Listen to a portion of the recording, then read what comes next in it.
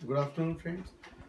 तो अभी हमने पिछले वीडियो में जैसे देखा कि अगर sign inverse sign 5 pi bye 4 आया तो हमने या तो फॉर्मूला लगा के या जनरल सॉल्यूशन लिखकर हमने इसकी वैल्यू निकाली।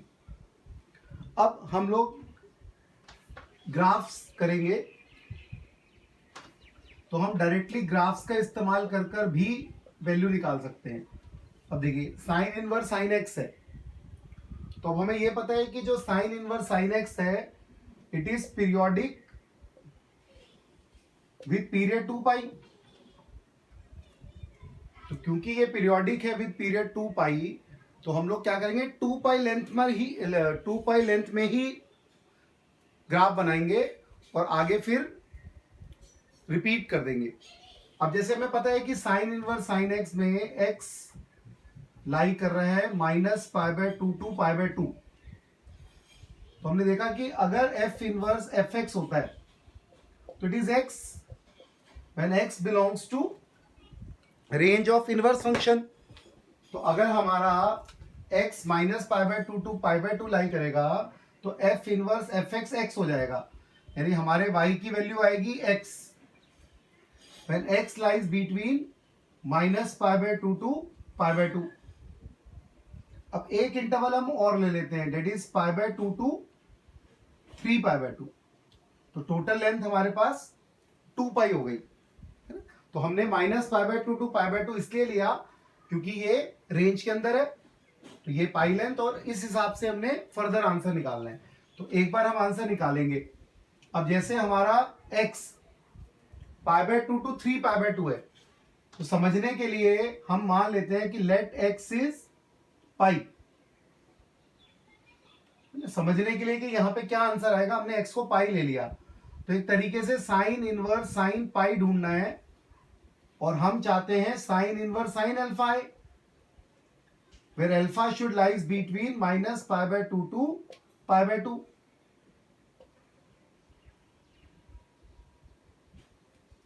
तो हम यहां से कहेंगे भाई alpha should be equal to n pi plus -1 की पावर n पाई, है ना। या पहले x लिख देते हैं x, और हम अपने समझने के लिए x को इस इंटरवल में पाई एज्यूम कर रहे हैं। तो आप देखेंगे कि अगर मैं चाहता हूं इसका आंसर आए, तो हम चाहते हैं अल्फा -π/2 to π/2 रहे और अल्फा n पाई प्लस -1 की पावर n x हो। तो यहां पे अल्फा ले लिया n पाई प्लस -1 की पावर n पाई। ये पाई मैंने एज ए एग्जांपल लिया टू मेक यू अंडरस्टैंड। तो आप देखेंगे अगर मैं n को 1 रखता हूं तो अल्फा इज कमिंग पाई, यहां पर -pi that is 0, it is in the range है हमारी -π/2 to π/2। तो हम देखेंगे n इक्वल टू 1 पे काम बन रहा है, तो हमने जनरल सॉल्यूशन में n को 1 लिख दिया। तो जब n को 1 लिखूंगा तो ये बन जाएगा 1 पाई, और -1 की पावर 1 बन जाएगा माइनस x। तो y बन जाएगा x व्हेन -π/2 to π/2, एंड ये बन जाएगा pi minus x when x lies between π/2 to 3π/2, है ना। एक बार मैं और आपको पूरा बात बता रहा हूं दोबारा से कि जब हमने x को लिया रेंज के अंदर -π/2 to π/2, तो according to f inverse F x मेरा आंसर x आ गया, तो मैंने x लिख दिया। लेकिन जब मैंने लिया π/2 to 3π/2, when I have taken x from π/2 to 3π/2, तो मेरा आंसर x नहीं आएगा, मेरा आंसर आएगा x के अलावा कुछ और। वो कुछ और का नाम रख दिया हमने अल्फा। तो मेरा आंसर जो अल्फा आया वो आया -π/2 to π/2। Now sine alpha should be equal to sine X, तो alpha should be n pi plus -1 की पावर n x। तो अल्फा आ गया n पाई -1 की पावर n पाई। ये पाई मैंने एक नंबर ले लिया just to make you understand, और ये मैंने नंबर ले लिया इस इंटरवल के अंदर। तो मैंने देखा अगर मैं n को 1 पुट कर रहा हूं तो I am getting pi minus pi which is 0, which is in the range. तो इसका मतलब है इस इंटरवल के लिए मेरा काम बन रहा है n इज इक्वल टू 1 पे। तो मैंने जनरल सॉल्यूशन में n को 1 डाला तो I am getting pi minus 1 की पावर 1 माइनस एक्स, तो my answer is pi minus x. तो ये हमारा आ गया साइन इनवर्स साइन एक्स। तो हम कहेंगे जो साइन इनवर्स साइन एक्स है उसका ग्राफ बनेगा y equal to x line from minus pi by 2 to pi by 2, और जो मेरा पाई बाय 2 से 3 पाई बाय 2 होगा। अब हमें लाइन तो खींचनी आती है, अगर मैं x को 0 रखूंगा तो y पाई आ रहा है, और y को 0 रखूंगा तो x भी पाई आ रहा है। तो ये ऐसे लाइन बनेगी, ये भी पाई पर आएगा, ये भी पाई पर आएगा। पाई बाय 2 पे देखेंगे तो ये पाई बाय 2 आ रहा है, और y इक्वल टू एक्स भी पाई बाय 2 आ रहा है। तो ये ग्राफ बनेगा ऐसा। ये आ गई हमारी line y equal to pi minus x from minus pi by 2 to pi by 2 and then from pi by 2 to 3 pi by 2। ये हमने 2 पाई लेंथ में ग्राफ बना लिया। अब ये जो 2 पाई लेंथ में हमने ग्राफ बनाया है, ये ग्राफ इतना लिमिटेड तो है नहीं, क्योंकि ये तो आगे भी स्ट्रेच होगा पीछे भी स्ट्रेच होगा। तो जनरल हम ग्राफ कैसे याद रख लेते हैं, देखिए ऐसे करेंगे याद इसको। ऐसे पहाड़ बनाया, ड्राइंग में सबसे पहले पहाड़ बनाना सीखा आपने, फिर ये नीचे पहाड़ बना दिया ऐसे, फिर ये आगे बन जाएगा,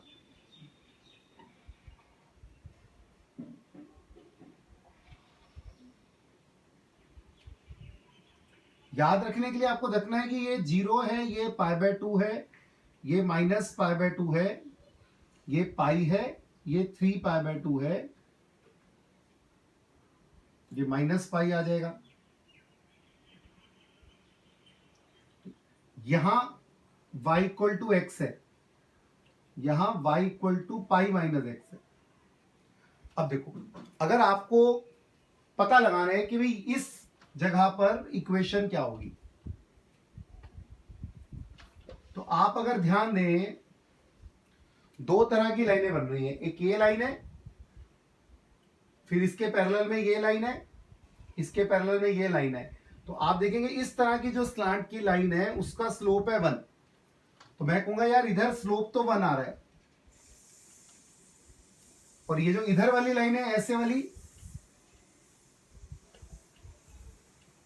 इनका स्लोप -1 आ रहा है। यानी दो ही स्लोप्स होंगे। जो इस तरह की लाइनें हैं उनका स्लोप 1 आएगा, और जो ऐसी लाइनें हैं इनका स्लोप -1 आएगा। तो अगर हम देखेंगे तो हमें ये वाली लाइन चाहिए कि यहां पर हमें क्या आंसर मिलेगा। तो हमने स्लोप ले ली -1। अब देखो ये 0 है, ये पाई है, ये 2 पाई है, ये 3 पाई होगा ये। तो इसका मतलब पॉइंट हमें मिल गया 3 पाई, 0। अब मुझे लाइन की इक्वेशन लिखनी आती है, तो मैं लिखूंगा y माइनस y1 is equal to m times x minus x1। तो I am getting y is equal to 3 pi minus x। तो यहां पे अगर मेरे पास कोई भी एंगल आता है 5 पाई बाय 2 से लेकर 7 पाई बाय 2 के बीच में, तो हम सीधा यहां से आंसर लिख देंगे 3 pi minus x. X will be the angle required. Same तरीके से हम कॉस इनवर्स कॉस एक्स का ग्राफ भी स्केच कर लेंगे। तरीका तो आप समझ गए ना। तो कॉस इनवर्स कॉस एक्स में 0 से पाई सेम रहेगा, फिर पाई से 2 पाई जब देखेंगे तो जनरल सॉल्यूशन से हमें ये वाला ग्राफ मिल जाएगा। फिर 2 पाई से 3 पाई, फिर ऐसे चलता रहेगा, सेम पीछे भी।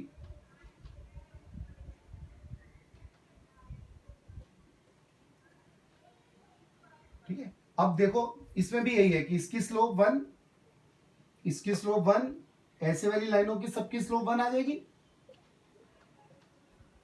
इसकी स्लोप -1, इसकी स्लोप -1, इसकी स्लोप -1, वो आ जाएगी। तो हमें दो लाइनें मिलेंगी, या तो 1 स्लोप वाली मिलेगी या फिर -1 स्लोप वाली मिलेंगी। तो जो 1 स्लोप वाली मिल रही है वो ये देंगी और -1 वाली इस तरह की होंगी। अब यहां पे गौर करने की बात है कि ये है 0, ये है 2 पाई कोमा 0, ये है 4 पाई कोमा 0 एंड सो ऑन। तो बड़े आराम से स्लोप और पॉइंट का कॉम्बिनेशन लगा देंगे। अब देखो कैसे होगा, जैसे क्वेश्चन आया cos inverse cos 7 pi by 3। अब मुझे आंसर चाहिए, तो एक तो हमारा तरीका हो गया कि भाई हम 2 pi minus theta 180 plus theta वगैरह लगाएंगे, है ना, वो तो है ही अपने पास। फिर मैंने एन वाला भी बता दिया। अब अगर ग्राफिकली अगर मुझे देखना है ना, अगर मुझे ग्राफ याद हो गया तो बहुत आराम से मैं ग्राफिकली सीधा देख लूंगा। तो मैं क्या करूंगा, ये 7 पाई बाय 3 पता लगाऊंगा कहां है। तो अगर आप देखेंगे 7 पाई बाय 3 2 पाई से बड़ा है और 3 पाई होगा 9 पाई बाय 3, तो 3 पाई से छोटा है, यानी कि ये इधर लैंड कर रहे हैं। 7 पाई बाय 3 2 पाई और 3 पाई के बीच में। अब मैं इक्वेशन लिखना चाहता हूं, तो इक्वेशन होगी y माइनस y1 इज इक्वल टू, अब इसकी स्लोप है 1, x माइनस x1। तो यहां पे मुझे सॉल्यूशन मिलेगा y is equal to x minus 2 pi. तो जब मुझे सॉल्यूशन मिलेगा y is equal to x minus 2 pi, तो मैं x की जगह तो रखूंगा 7 pi by 3 minus 2 pi which is coming as pi by 3। तो मेरा आंसर आ गया cos inverse cos 7 pi by 3 का पाई बाय 3, है ना। ये भी ध्यान रखना, it is not for school. ये भी स्कूल में यूज नहीं करना है, नहीं तो टीचर आपको मार्क्स नहीं देंगे, क्योंकि ये मेथड अपने स्कूल में नहीं रहता है।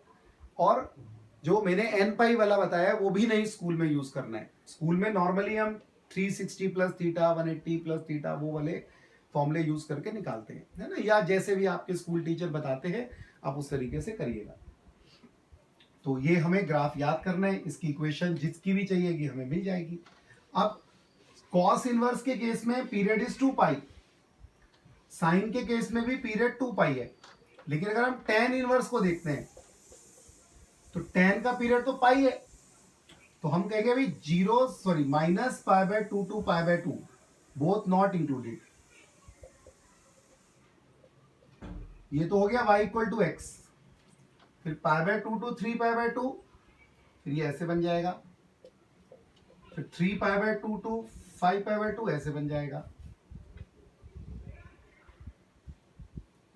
तो it is a combination of parallel segments, y equal to x, फिर ये ऐसे बनती चली जाएगी, है ना। ये 0 है, ये पाई आ जाएगा, ये 2 पाई आ जाएगा, ये माइनस पाई आ जाएगा। ऐसे हमें ग्राफ याद कर लेना है ना। हम साइन में कॉस में और टेन में ही डील कर रहे हैं। अगर कॉट आएगा तो कॉट को टेन बनाना हमने सीखा हुआ है by using tan inverse plus cot inverse equal to pi by 2 या रेसिप्रोकल वाले फॉर्मूले से। अब अगर मान लो कि मेरे पास क्वेश्चन आ गया कि भाई टेन इनवर्स टेन 7 चाहिए, तो 7 अगर हम ध्यान देंगे 6.28 होता है अप्रोक्सीमेटली 2 पाई। तो अगर हम देखेंगे तो 7 इधर लैंड करेगा 2 पाई और 5 पाई बाय 2 के बीच में, है ना। देख सकते हैं कि भाई 5 पाई बाय 2 से ऊपर तो नहीं जा रहा है, मान लो अगले में आ गया, तो वो तो अंदाजा अपने को लगाना है। जैसे मैंने कैसे अंदाजा लगाया 5 पाई बाय 2, तो इट इज 2.5 इंटू 3.14। तो 2.5 इंटू 3.14 अगर मैं करता हूं,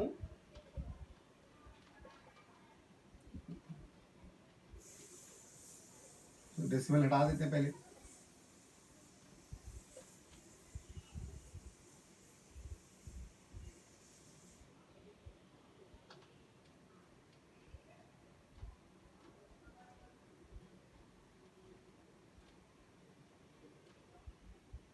कुछ गड़बड़ की है ना, सॉरी।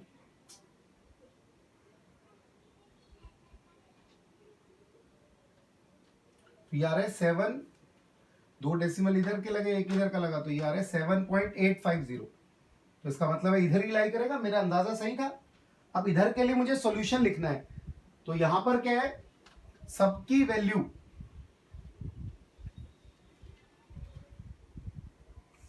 स्लोप में सेम है, सबकी स्लोप 1 आ जाएगी, और ये जा रहा है 2 पाई से, तो y माइनस y1 is equal to m times x minus x1, तो we are getting y is equal to x minus 2 pi.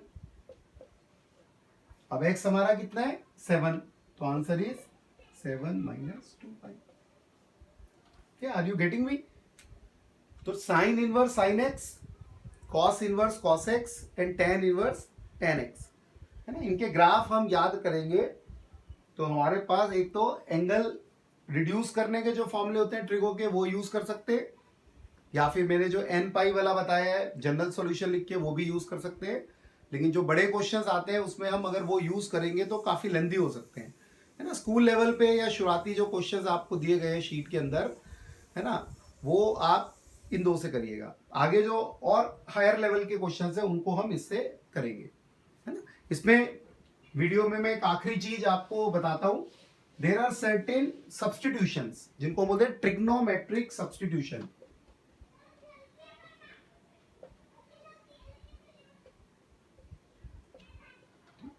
तो जो हमारा चैप्टर है इनवर्स ट्रिग्नोमेट्री, वहां पर भी ये सब्स्टिट्यूशन लगेंगे, इंटीग्रेशन पढ़ेंगे तो वहां पर भी लगेंगे। तो ये स्टैंडर्ड सब्स्टिट्यूशन है। देखो, अगर a square minus x square आता है तो we take x as a cos theta और ए साइन थीटा। अगर a square plus x square आता है तो we take x as a tan theta.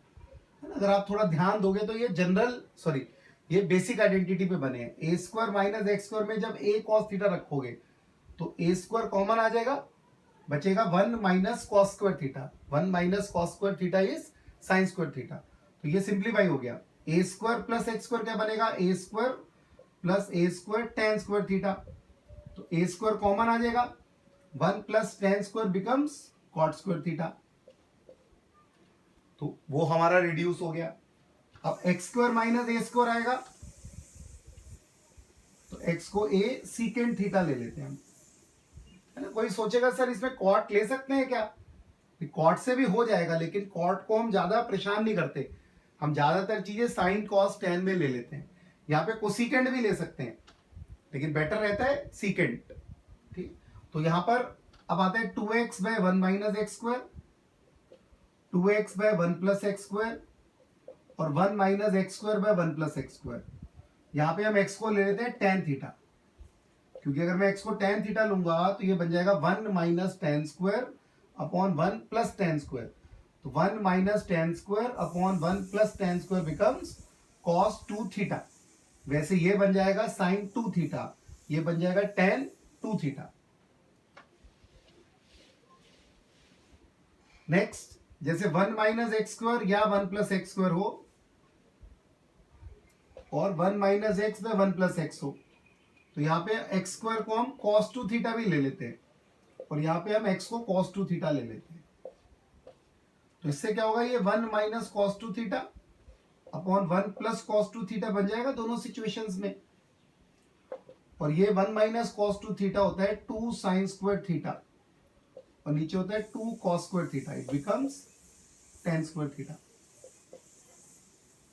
तो मेन चीज है कि ट्रिग्नोमेट्रिक सब्स्टिट्यूशन बेसिक आइडेंटिटीज जो हमने पढ़ी हैं उसका इस्तेमाल करके हम लोग बना सकते हैं। और ट्रिग्नोमेट्रिक सब्स्टिट्यूशन का फायदा ये होगा, चीजें थोड़ी सी रिड्यूस हो जाएंगी।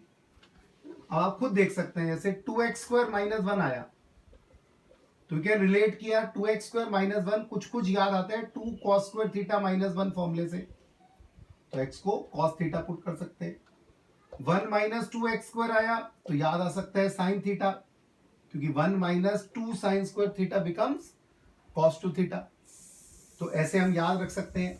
3x माइनस 4x क्यूब आता है तो x को साइन थीटा लिख सकते हैं, क्योंकि फॉर्मूला होता है 3 sine theta minus 4 sine cube theta is sign 3 theta. तो इस तरह से ये ट्रिग्नोमेट्रिक सब्स्टिट्यूशंस हमारे काम आएंगी। तो आज का ये जो वीडियो है इसमें मैं यहां तक आपको पढ़ा रहा हूं। तो आप इतना अच्छे से अपना कवर कर लीजिए और फिर आगे हम नेक्स्ट क्लास में प्रोसीड करेंगे।